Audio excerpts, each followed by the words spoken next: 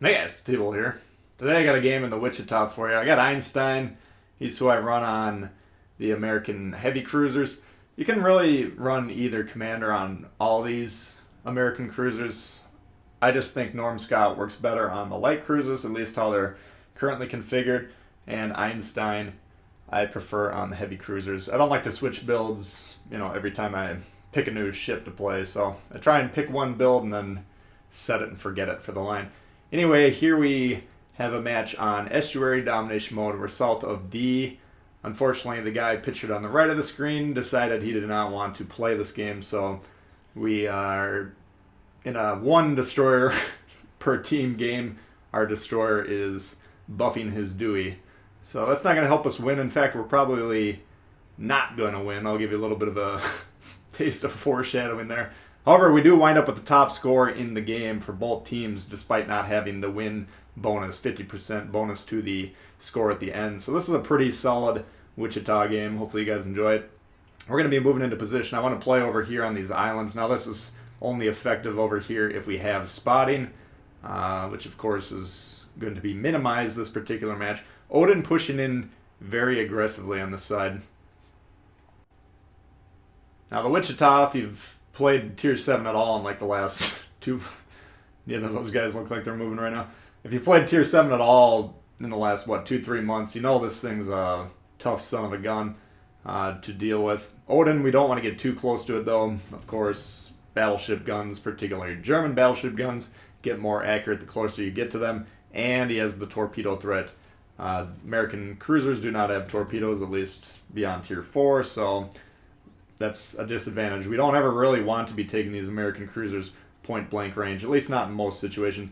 But because we have the Kutuzov and the Odin, I'm going to try and park this island between me and the Kutuzov. We only want one ship shooting at us at any given point in time. When you get multiple ships shooting at you, that's when the game goes south very quickly. You're going to starting to get a lot of fires going on you. You're going to be taking crossfire shots from angles that you really can't protect yourself from. So in this situation, I'm evaluating. We got the Kutuzov, who's going to be in the smoke. He's going to be hard to deal with. Odin's not really going anywhere.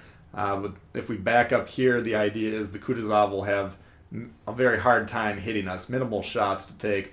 So the Odin, as long as we're steeply angled, and you can see on the ship's diagram on the bottom of the screen there, we are.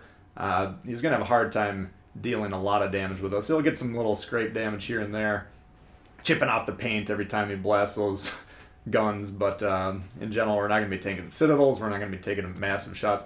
Note when the Odin is broadside, we're shooting AP. Now, we do have a turret down currently, but you can see we're getting 5, 6, 7,000, 8,000 damage once we get all these guns going per salvo, and the AP on this thing, blistering. You can see there, the Odin, in fact, if we take the Kutuzov out of the picture, and we did squirt a little far forward here, so we are taking a little bit of damage from him. But if it's just a straight up fight between me and the Odin, I'm angled how I am, he's angled how he is, I will kick the crap out of him all day long. He can't, you can see here, he's getting about 1,000 damage, and he's shooting every 15 seconds, give or take. I'm getting 5, 6, 7, 8,000 damage every, 6 or 7 seconds. So the damage per minute advantage, massive in my favor. Now he does back up, he begins to angle, so once he does that, you can see the damage output goes down from those AP shells, not as much penetration. Switch over to the HE shells, and we'll just be hitting him for not as much damage, but we'll be getting incidental fire damage, as you see there. And that's a good example of shell selection. You want to, in general, be shooting AP at anything that's broadside, HE that things are angled towards you or away from you. General rule of thumb, of course, there's a lot of exceptions, depends on what class you're playing. Battleships, I'm going to usually play only AP shells and just adjust my aim points.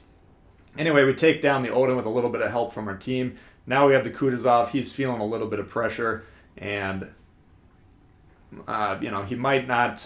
He's shooting someone else, so he might not be fully focused on us. Of course, he should still know we're here. Not only were we spotted a minute ago, but he's been shooting at us for the last 4 or 5 minutes, whatever it is. He angles towards us. I do have the AP loaded. I'm assuming he's going to take evasive maneuvers because he does have the battleship shooting at him, whatever that is. Now, he needs to be protecting himself mainly from that, but of course, he does have those Wichita close range, So if he gives us a flat broadside shot, we'll be able to take him out very quickly.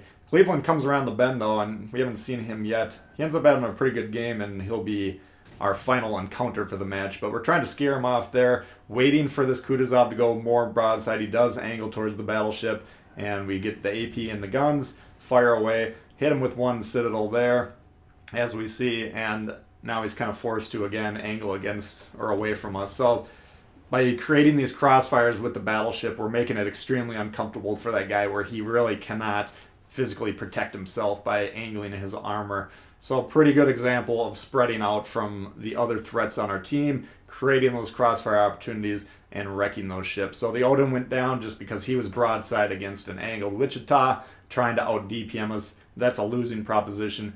Kutuzov lost the fight because he got in between two ships that were positioned to create crossfires.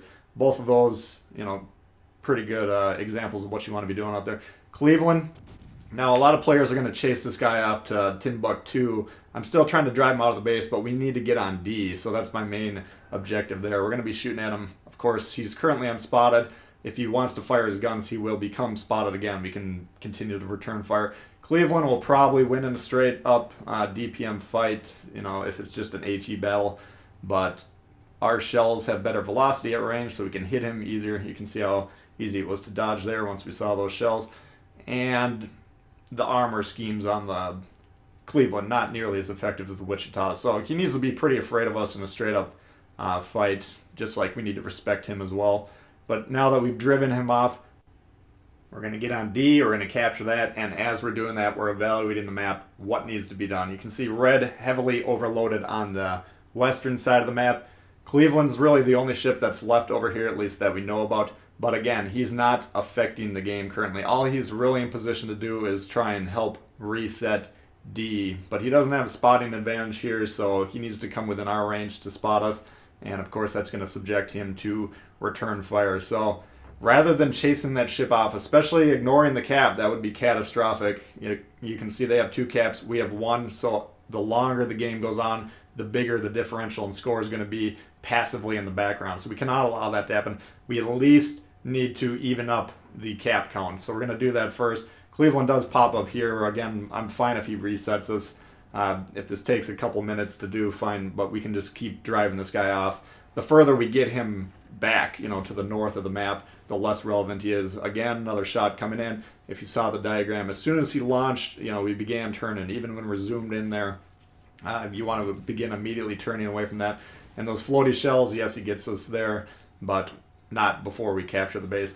Now we see the Odin coming through. He's on C. He's definitely not paying attention to us. So we're going to at least begin peppering him. Want to get some base resets. We want to do some damage. The team down there in the southwest part of the map, they're getting overloaded. Not a good situation. Of course, our destroyer to the south of us, not in the game. The cruiser that came around to support us, you can see him on the cap on the northeast side of it. He's pinging the Cleveland like, what are you doing? He's getting mad at me. Why is this guy leaving the fight? He's not paying attention to the game flow. He's just focused on the ship that's closest to him. Common mistake. It's that type of thinking needs to be eradicated as soon as you can possibly do it. The ship that's, occupying your attention currently, and for a lot of players, they focus on one ship and then that's all they think about until either they die or the enemy dies. You gotta recognize that Cleveland not currently affecting the game. The Cleveland's going to try and drive us off of D and then capture it again. So we're keeping an eye on him. But down here, you can see our Iowa, for instance, all the way in the southwest, somehow beached himself on an island that I didn't even know existed until we saw this play develop. So these guys are having much harder time over here. They were threatening C. If we give that up, now we're down 3 caps to 1. Of course, we can't have that happen. So we're going to ignore the Cleveland for as long as possible. It's obviously a very tough situation. It says we have 4 ships. Of course, we only have 3 ships playing. They have 5. They have the points advantage due to the fact that they had the 2 caps earlier than we did. But you can see all the base resets that we got here. Now, the game does reward players for actually playing the game and trying to win the game. It's not always apparent. For instance, destroyer spotting damage. You get damage for any time you're spotting a ship on the enemy team that nobody else on your team could see, but for the fact that you're spotting them. Every time the ships on your team shoot that ship that you're spotting, you get credit for that. You get points, you get XP, you get credits to buy new ships, whatever. Everything that's positive as a result of the game rewarding you for your play, those are all being included. So playing destroyer as well means capturing bases, spotting ships, dealing with destroyers. Destroyers are more valuable in terms of your score than shooting battleships. The same amount of damage applied to a destroyer, much more valuable than the same amount of damage applied to a battleship. So the game's rewarding you for actually trying to win the game. Doesn't always do a very good job of telling players that it's doing that. But base resets, we're going to wind up with, I think it's roughly 25, give or take, in this match. It's going to be a decent, it's a pretty good damage game. We're about 3 times our ship's HP when it's all said and done. So good damage output. It would have been a good score anyways.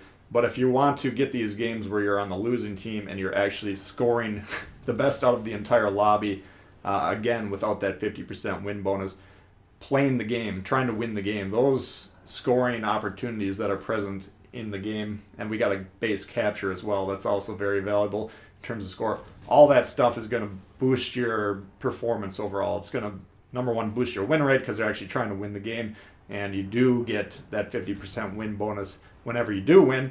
So the more games you actually win by trying to win the game, the quicker your grinds will be, the faster you'll level up your ships, and the more resources you'll have.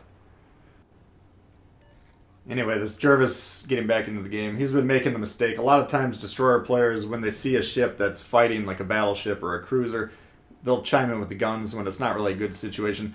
They're just counting on those players not paying attention. Of course, often that will be the case, but as soon as we saw him and he was within a good distance, started shooting at him. Cleveland coming around now, he's coming back for some revenge. Look at the discrepancy in HP though. We got about 1/5 of our health.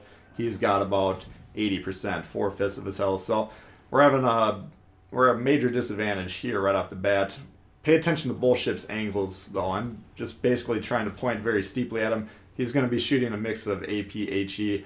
Even if it's HE salvos, pointing at him, turning the ship like that, we're dodging the big bulk of it. He flashes a little side there. We got the AP loaded. I'm waiting for him to make mistakes.